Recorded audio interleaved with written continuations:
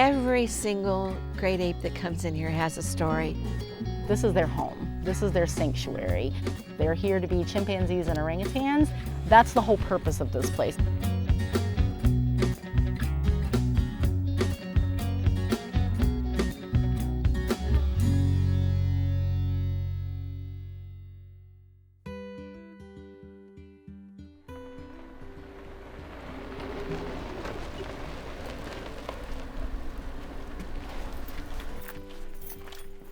The Center for Great Apes is a magical place. It's a permanent home for these guys where they can live out their lives surrounded by tranquility and love and patience. So they basically retire to Florida like a lot of humans do. We are a nonprofit sanctuary for orangutans and chimpanzees who have come out of entertainment, the exotic pet trade, biomedical research. I started the Center for Great Apes in 1993 after volunteering for 3 years at a tourist attraction in Miami. And someone at the tourist attraction had a baby orangutan named Pongo, and they asked me to take care of it. So I thought, well, let me find a good home.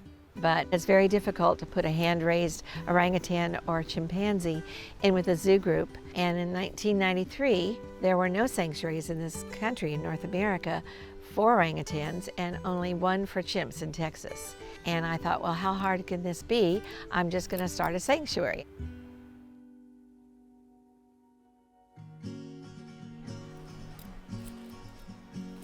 That first little infant that I volunteered to take care of, Pongo, is now going to be 35 this summer. Okay, is that good, Pongo? Is that good? Currently, we have 66 great apes at the sanctuary, 27 orangutans and 39 chimpanzees.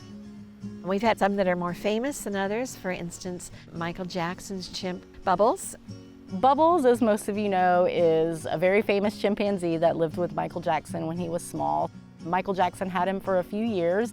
The thing is with great apes, when they're small, you can take them places, work with them, but as they get bigger, I would say 7 years old probably, they start to get really, really strong. Chimpanzees are, about 5 times stronger than the average human male.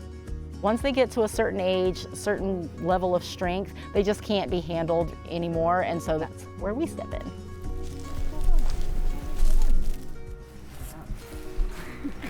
He doesn't care that much about me right now. He's so interested in what you guys are doing. Every single great ape that comes in here has a story. One of the stories that was a surprise was an orangutan, Sandra, from South America. There was this situation in Buenos Aires of an orangutan who was alone in a small inner city zoo, and some animal welfare advocates sued for her rights to have a better life. And she was declared a person. What that means is that she is not an object, she has rights as a person, non-human personhood status. So the judge declared that Sandra could not go to a zoo, she had to come to a sanctuary. There are other suits going on around the world suing for elephants, for killer whales, the higher intelligent animals to be treated with more respect and have more choices. So that was a groundbreaking legal case for great apes in captivity. When people are aware of, why we do what we do, why we have to do what we do, then I think that helps spread awareness around so that we can eventually not need to exist anymore, so that apes are not in that situation in the first place. All right, Mari, can you open? One of our most iconic residents here is Mari, who is a 44-year-old orangutan. Mari lost her arms in an accident that happened when she was 12 weeks old.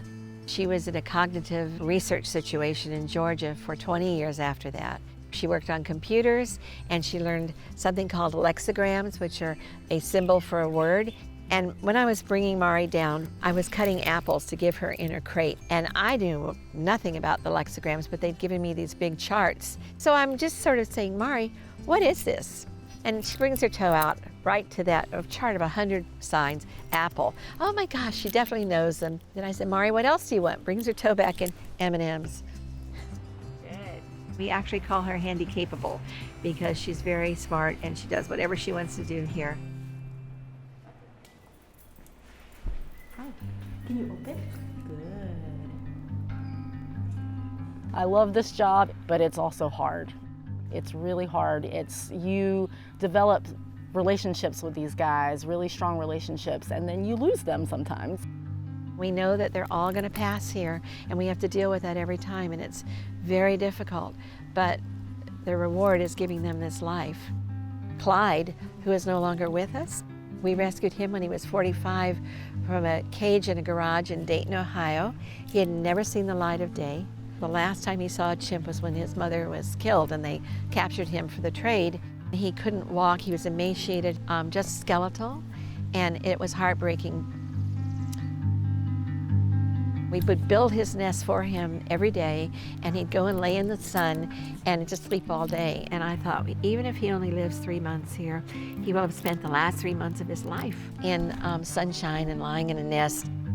Well, after a year, he had turned the nice dark chimp color. He'd filled out. He met a female here named Toddy, who was also wild caught in Africa, and it was a love story.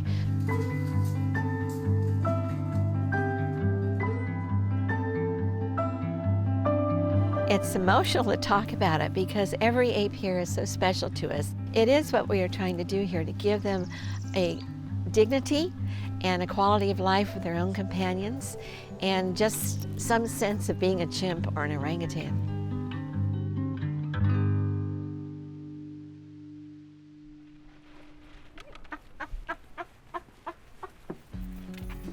These guys are all very people-oriented. If they were to go into the wild, they would probably seek out humans to help them. And humans are the #1 predator in the world. So unfortunately, they don't have the ability to be able to be returned to the wild. We can't replicate the wild 100%, but we try to do everything that we can. That's how we came up with the idea of these large structures that you see here. They're between 20 and 40 feet tall, very, very large habitats that they live in.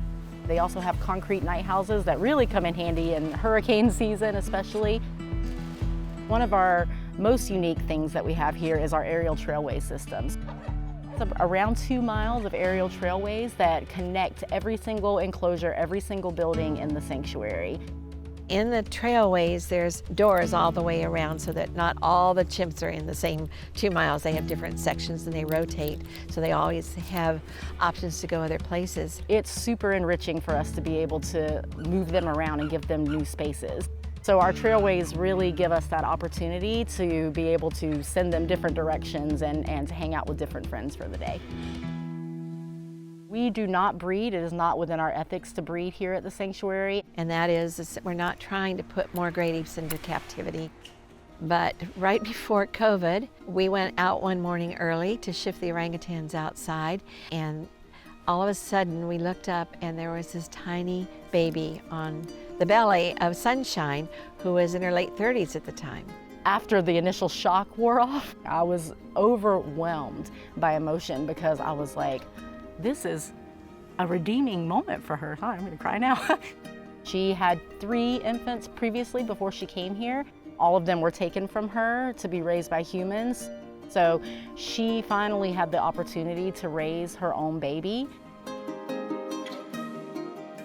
We actually named her Cahaya, which is the Indonesian word for radiant or light. Even though, you know, we're like, oh my gosh, we have to tell people, oh, we had an accidental baby, it was beautiful.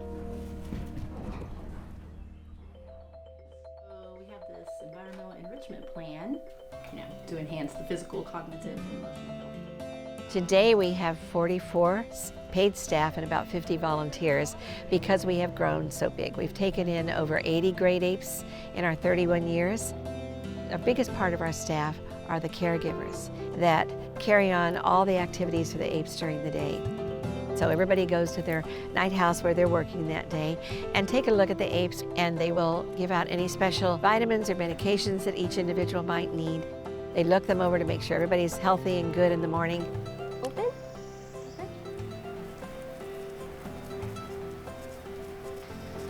Good.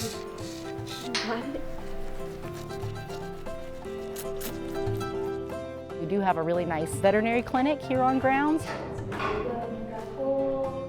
It's really important that we maintain their health care.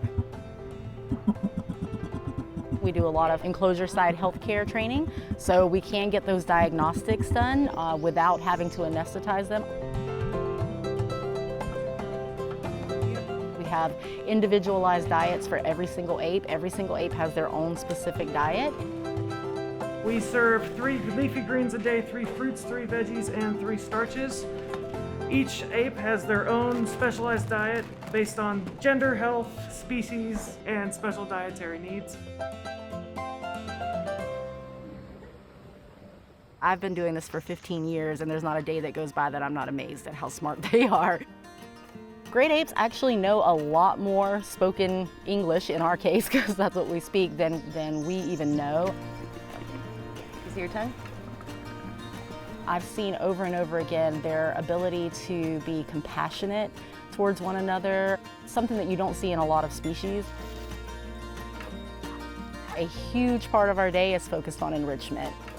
Over here, this will hang on the outside of the enclosure. The challenge is they have to get the treats out, and they'll work at that for a while. We want to stimulate them so they just don't say, here's your food and here's, nothing to do. We encourage tool use because they're one of the only species that use tools. One of the favorite things is butcher paper. We have all different colored butcher paper, and they will make nests with it, they'll wear it. The baby loves to play in this stuff. We're always trying to stay on top of coming up with new ideas ourselves so that we can really give these guys the best life that we can. Thank you. It's a joy and it's a privilege. I feel so privileged to have had this open up in my life. And it's not something that I've done myself. It's something that has been done by all the volunteers and staff and supporters that have helped us along the way. And that is very rewarding. Every day when I come to work, I'm like, man, I'm so lucky to get to do this. Still to this day, every once in a while, I'll be sitting with one of the chimps or orangutans and it'll just hit me. I'm like, whoa, this is my life. What am I doing right now? I'm just hanging out with this chimp like they're my best friend. I think it's the best job in the world and I wouldn't trade it for anything.